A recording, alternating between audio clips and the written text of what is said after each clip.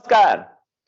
आज पाकिस्तान की गवर्नमेंट, खबर मिल रही है कि पाकिस्तान की गवर्नमेंट शादी में खाने पर बैन लगाने वाली है। क्यों लगाने वाली है? क्योंकि वो ये कोशिश कर रहे हैं कि कोरोना फैलने से रुक जाए। अब खाने से कोरोना कैसे रुकता है, ये हमें भी नहीं पता।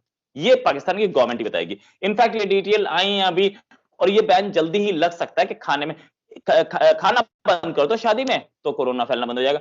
इंडिया में भी लगा है, लेकिन ये बोला लोग इकट्ठे ना हो, 50 से ज्यादा इकट्ठे ना हो। शायद पाकिस्तान की गवर्नमेंट यही मान के चल रही है कि शादी में लोग खाना खाने ही आते हैं, खाना बंद कर देंगे तो लोग आएंगे ही नहीं शादी में और तो कोरोना बंद हो जाएगा। इसी पे बात करने के लिए हमारे साथ हैं आरजू काजमी जी। इनको किसी तारुफ की मोहताज नहीं है, आप इनको बहुत टाइम से देख रहे हैं और इनको बड़ा ही प्यार दिया है आप लोगों ने। इसी पर बात करेंगे।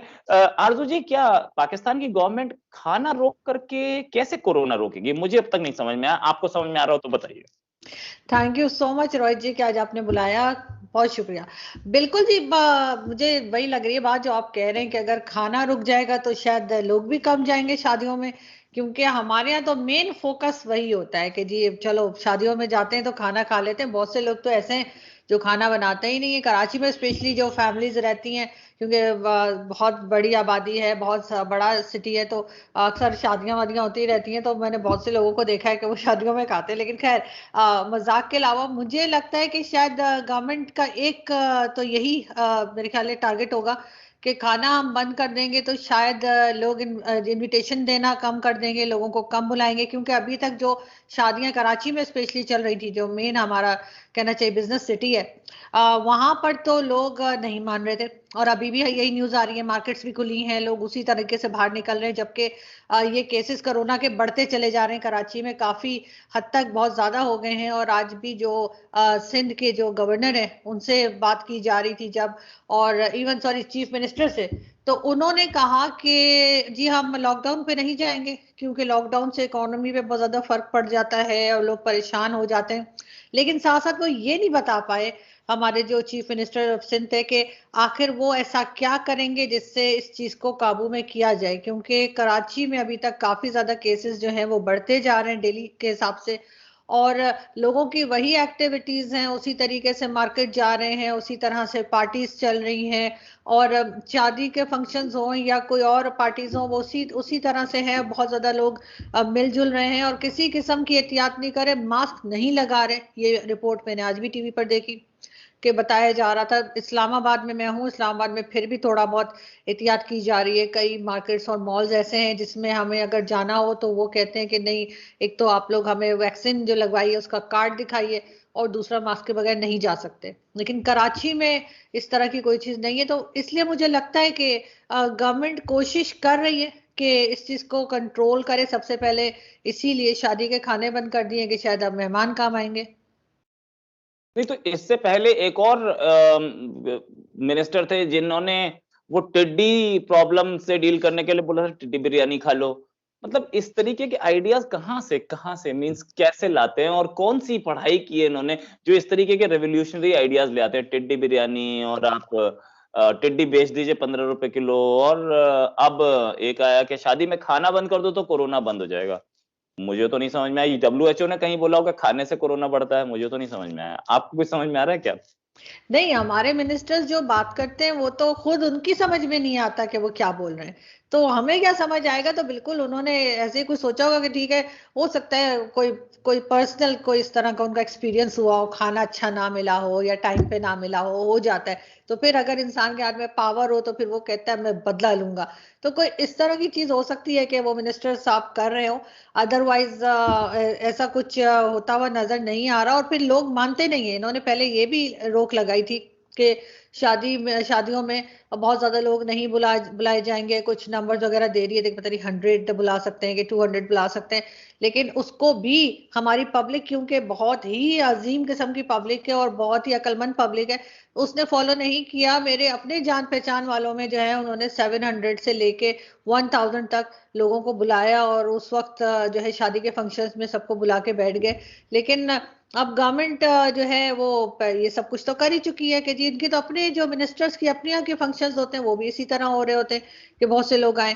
अब उन्होंने सोचा होगा ऐसे ऐसा कर रहे होंगे, मे बी पहले खाना बंद कर देंगे, फिर लोगों को बंद कर देंगे, फिर कहेंगे आप ये ना करो और वो ना करो, लेकिन एकदम से किसी किस्म की पाबंदी लगाने की हिम्मत जो है वो गवर्नमेंट में नहीं हो रही। और बहुत से लोग ये बात भी कर रहे हैं कि हो सकता है कि ये बहुत ज्यादा अगर बढ़ गया इन केस, जो कि आई विश के ना बढ़े, तो फिर हम निकल पड़ेंगे कटोरा लेके कि लाओ जी लाओ हमारी मदद करो, हमारा तो मतलब ये नुकसान हो गया और हमारे पास तो वैक्सीन नहीं है और हमारे पास फंड्स नहीं है कि हम लोगों को किस तरह से डील करें।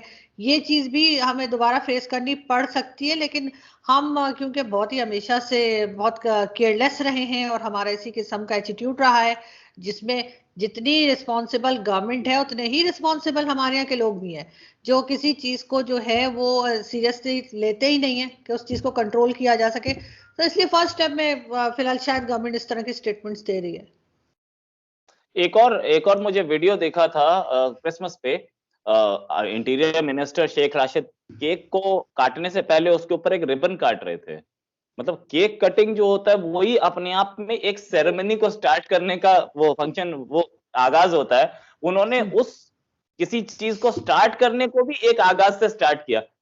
तो मतलब मैं कुछ नहीं समझ पाया, मैं समझ नहीं पाया भाई। ये वो भी ट्वीट मैंने देखा था किसी एक पाकिस्तानी जर्नलिस्ट का ही, और उन्हीं साहब की ये भी कहना था कि पाव किलो के बॉम्ब हैं। तो क्या पाकिस्तानी ये मतलब कोई कोई हैंड पिकिंग होती है कि ऐसा ही चाहिए हमें, ऐसा ही मिनिस्टर चाहिए?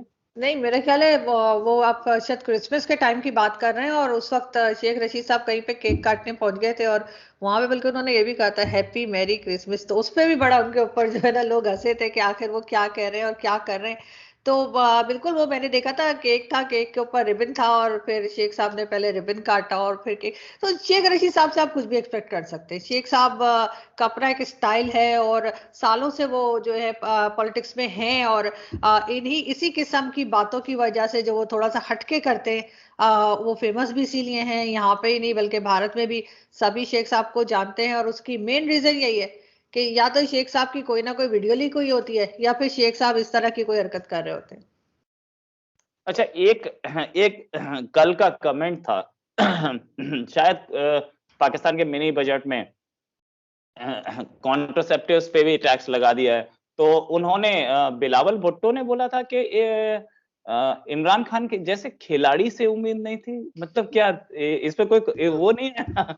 इस पर कोई वो नहीं है, इमरान खान का कोई कमेंट नहीं है, मुझे खिलाड़ी बोल दिया। नहीं, इमरान खान ने कोई इस पे कमेंट नहीं किया, लेकिन बिलावल ने शायद इसलिए कहा था, बिलावल भुट्टो ने, कि क्योंकि एक तरफ तो हम काम कर रहे हैं पॉपुलेशन के ऊपर, और शहजाद रॉय जो हमारे सिंगर भी हैं उनको जी उन्होंने ब्रांड एम्बेसडर बना दिया है, और उनको कहा गया है कि जी वो पॉपुलेशन पे काम करें। पहले वैसे वो एजुकेशन वगैरह पे करते रहे, और उसके साथ साथ इस तरह के टैक्सेस भी लगाए जा रहे हैं। तो उस पे उन्होंने तंज किया था बिलावल ने, बिल्कुल, और जो कि पक्का बनता था। लेकिन उस पे इमरान खान साहब की तरफ से किसी किस्म का कोई रिप्लाई आया नहीं, कोई रिएक्शन उन्होंने शो नहीं किया, क्योंकि वे भी बड़े टची किस्म की बात कह दी थी उन्होंने।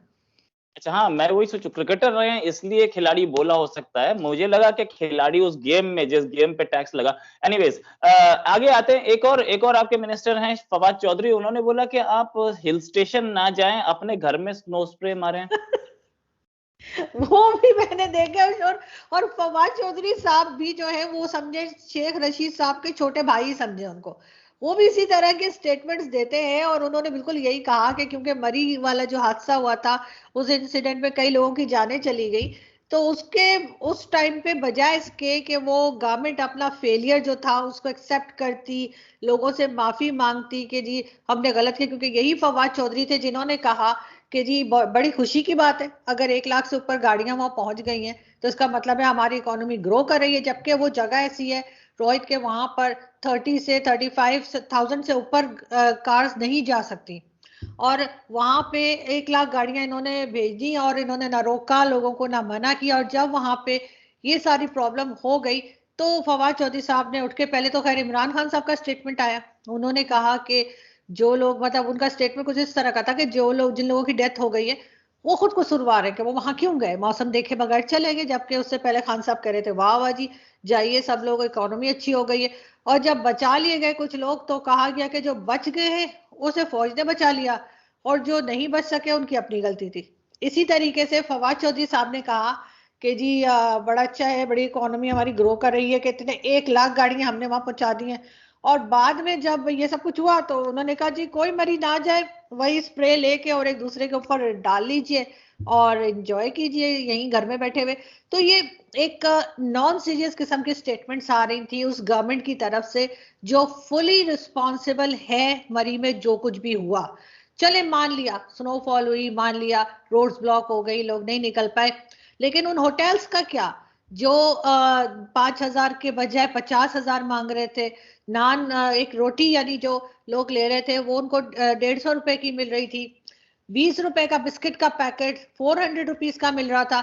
ये सब चीजें तो गवर्नमेंट कंट्रोल कर सकती थी, लेकिन गवर्नमेंट ने कुछ कंट्रोल नहीं किया। वहां पे गवर्नमेंट के जो है वो गेस्ट हाउसेस भी मौजूद हैं, होटल भी मौजूद है गवर्नमेंट का, कोई भी नहीं खोला गया पब्लिक के लिए, सब बंद थे। और ऊपर से वो शहबाज गिल साहब कहते हैं कि जी मैं गया था और मैं सोना चाह रहा था और वहां बर्फ इतनी थी कि मैं उस होटल के यानी गवर्नमेंट गेस्ट हाउस के अंदर नहीं जा सका। कोई इनसे पूछे कि आप वहां पे गए थे, लोगों को आप बचाने के लिए गए थे, लोगों की मदद करने गए थे या सोने के लिए गए थे, कि वहां जाके आप क्यों दरवाजा ढूंढ रहे थे कि अंदर जाके सो जाए, और अगर ऐसे ही सोना था तो बाकी और लोगों की भी मदद करते। लेकिन अनफॉर्चुनेटली रोहित, वैसे तो हर गवर्नमेंट में ही कुछ ना कुछ अच्छा या बुरा होता है, लेकिन इस बार अनफॉर्चुनेटली जो गवर्नमेंट पाकिस्तान की आई है इमरान खान की शक्ल में, उसने कोई कसर छोड़ी नहीं है। कोई चीज ऐसी है नहीं जिसे हम कह सकें कि यहाँ पे जी ये वाला जो प्रॉब्लम था वो हल हो गया उनका, या इधर से ये पाकिस्तान को उन्होंने बेहतर कर दिया है। पहले से भी ज्यादा एक तरह से कहना चाहिए डैमेजेस जो हैं वो लगाए जा चुके हैं। एक और मिनिस्टर की ओर आपकी तवज्जो ले जाऊंगा, शाह महमूद कुरैशी। वो बेचारे सऊदी अरेबिया के फॉरेन मिनिस्टर आए थे, उनसे पैसा मांगा था, देने आए होंगे शायद, उनको जूता दिखा रहे थे। मतलब यार ये कौन से, कोई पैसे देने आया उसको जूता दिखा दिया आपने, फोटो पर फोटो अवेलेबल थी। नहीं तो रोहित, जो उनका जूता फट गया होगा ना तो दिखा रहे होंगे जूता फट गया है पैसे दे दीजिए। मतलब अगर हम किसी को बोलें कि हमारा जूता फट गया, हमारे पास पैसे नहीं है, कपड़े फट गए, हमारे पास खाने को नहीं, जहर खाने के लिए पैसे नहीं है, तो जाहिर है फिर वो बहुत बार चेक भी करते हैं ना कि सही बात भी है या नहीं। तो हो सकता है शाह साहब इसलिए अपना जूता दिखा रहे हो फटा हुआ हो। हम उसका जो साइड थी वो तो एम्बेसडर की तरफ ही थी ना, तो हमने तो देखा नहीं कि असल में उनके जूते की हालत क्या थी, लेकिन आई एम श्योर कोई ऐसी बात होगी। वरना तो आप देख सकते हैं शाह साहब जो है वो इस तरह से बैठते नहीं है। वैसे शाह साहब जब हमारे यहाँ के आर्मी के कोई लोग जाते हैं तो शाह साहब बिल्कुल सीधे एकदम तीर की तरह सीधे बैठे होते हैं, लेकिन अगर कोई और जाए तो फिर शाह साहब आपको पता है फिर वो इस तरह करते हैं। ओके, चलिए ऑन अ लाइटर नोट, मुझे मुझे जो खबर मिली थी वो ये थी कि पाकिस्तान की तरफ से एक स्टेटमेंट आया है। स्टेटमेंट मींस एक खबर आई है कि हम लोग खाना बंद कर देंगे तो कोरोना डाउन होगा। और उसके साथ साथ मुझे और कई चीजें याद आ गई जो कि पाकिस्तानी मिनिस्टर्स ने मोर रिसेंटली ऐसी बोली है जिसको इंटरनेशनल कम्युनिटी में कोई सुने तो ये बोले यार ये मिनिस्टर्स कहाँ से आए, यूएन में बोलने लायक हैं क्या ये। एनीवेज, थैंक्स अ लॉट आरजू जी, आपके साथ बात करके बड़ा अच्छा लगा। उम्मीद है कि आपके साथ हम दोबारा एक डिस्कशन करेंगे। अभी के लिए नमस्कार।